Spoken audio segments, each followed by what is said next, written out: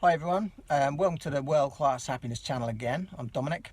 My message today is about believing in yourself, really believing in yourself. As a judo athlete, most of you know, if you've been keeping in touch with the channel, most of you know that my goal growing up was to become a judo athlete, go to the Olympics, win an Olympic medal or even the gold medal. That was my aim, that was my main ambition in life, and my whole life was geared around that. Trained every day, you know, I made sacrifices.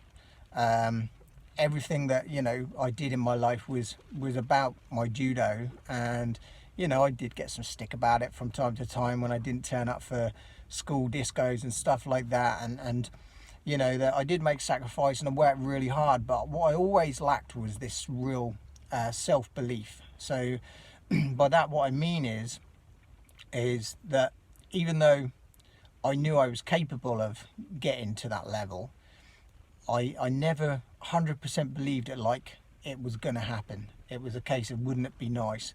And I think that's important. If you want to be truly happy, you need to know exactly where you're going, and then take steps in order to make your perfect life happen. And that's quite important, because if you never do that, and you just kind of accept that what you want is probably never going to happen, then it probably won't. And like I said, I put a lot of work into my life to get where I wanted to get, but it still never really happened exactly how I wanted it to happen, in terms of my judo. Now, my boy Ryan, as I've spoken about in past videos, and you may have seen clips of him doing judo, his goal is to do the same thing, become an Olympian, become Olympic champion, except his belief is completely different to mine. He was watching a fight this morning between two Japanese guys, Abe and Mariyama.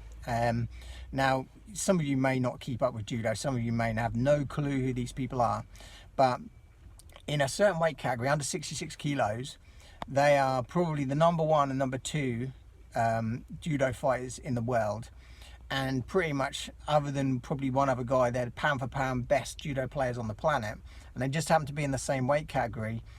But the Japanese can only take one person to the Olympics, which will be an Olympics in Japan. And they had a fight off this morning to see who was going to go to the Olympics, and Abe won. It's irrelevant. If you know nothing about judo, that's irrelevant.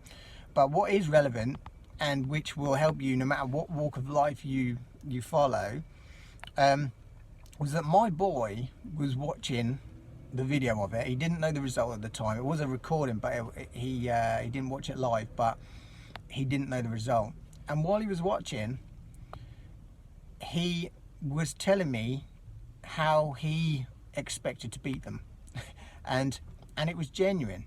It weren't a case of, oh, I want to be there one day and I want to beat them, like you kind of say when you're watching your heroes on telly when you're young. It was different, and the reason I know it was different, because I remember he's only just turned 15, but I remember watching the 92 Olympics. I had a video of the 92 Olympics when I was 14, or again almost 15, and I watched a video of people who I thought that, you know, were in the weight categories that I was probably going to end up in. And I remember watching and thinking it was fantastic, and thinking that their skills were amazing.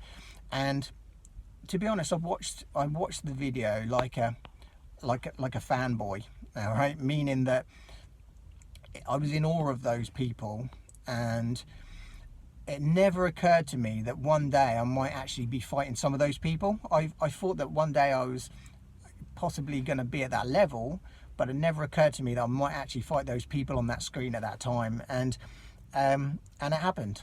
There were 2 or 3 people later on who I did end up kind of competing against in the same event, in the same weight category. You know, that I can think of somebody who got Olympic silver medal, and he was in my weight category. And I remember watching him when I was 14, 15, thinking, God, he's amazing. And I used to really look at his skills and break down some of his techniques and stuff. And I remember even occasionally in training trying to be like him, never realizing that years later I would actually be in the same competition as him and possibly have to fight him. As it happened, I didn't fight him. I have fought some of these legends in training, but this was the first time really that I'd ever possibly had the situation where I could have actually had to fight them in a contest. And I was still kind of approaching it, even at that time, a little bit like a fanboy. And I remember being in the weighing room and being in the warm-up area and actually at the competition thinking, oh, there's whoever it was, you know, and I was still in awe of these people. And I, you know, looking back, I would never have beaten them. I would never have beaten them. And there was people who would do well against them and even beat those people who I would then fight, and I would have a real hard contest against and believe I could beat and want to beat, and occasionally did beat. But if I would have fought those people who I used to watch when I was a kid, I would probably have still been the fanboy and probably would have lost. Just simply because I never really believed that I should have been there in the first place. Now, the difference was between myself and my boy Ryan is that while he was watching him, he wasn't saying to me, oh, wouldn't it be nice to fight them one day? I'm going to beat them one day. It was a case of what I would need to do is to catch this sleeve, and I would need to dominate this sleeve, and I would need to move in this direction. I would, you know, and it was all you know, ways that he could actually see that he could possibly beat him. And this is, and it was genuine. It was genuine. It wasn't a case of, oh, I'd like to beat them one day. It really was a case of trying to break down already how he could beat him. Now, he's miles away. To be perfectly frank, he's miles away from that level at the moment. And if he did ever fight him at this stage, he's got a little bit bigger, but if he did fight him, it would be silly.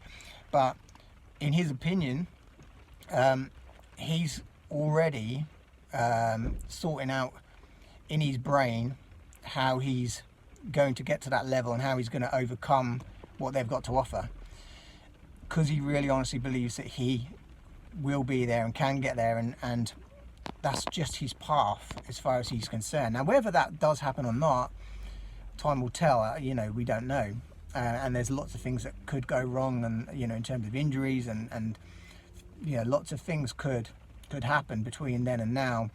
But the mindset is different, and you know, technically we're probably on a similar level in terms of ability and everything. We're on a similar level. In fact, possibly I might even have the edge in terms of natural ability, but in terms of his mental strength and mental belief and stuff like that, he's streets ahead of where I was, and I believe he's got a much better chance of fulfilling his goal than me. And I did fight at that level and fought well and did well.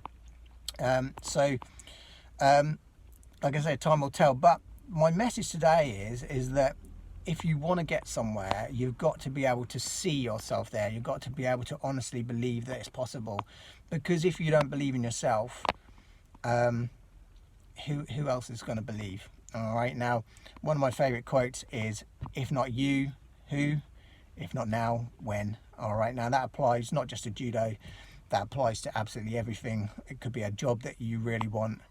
It could be, you know, a contest or an event that you want to win.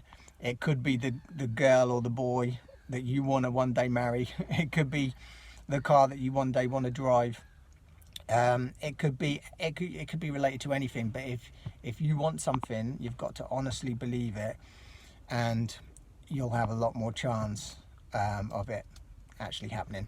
Okay, so that's my message today. Believe in yourself 100%. Catch you another time, guys.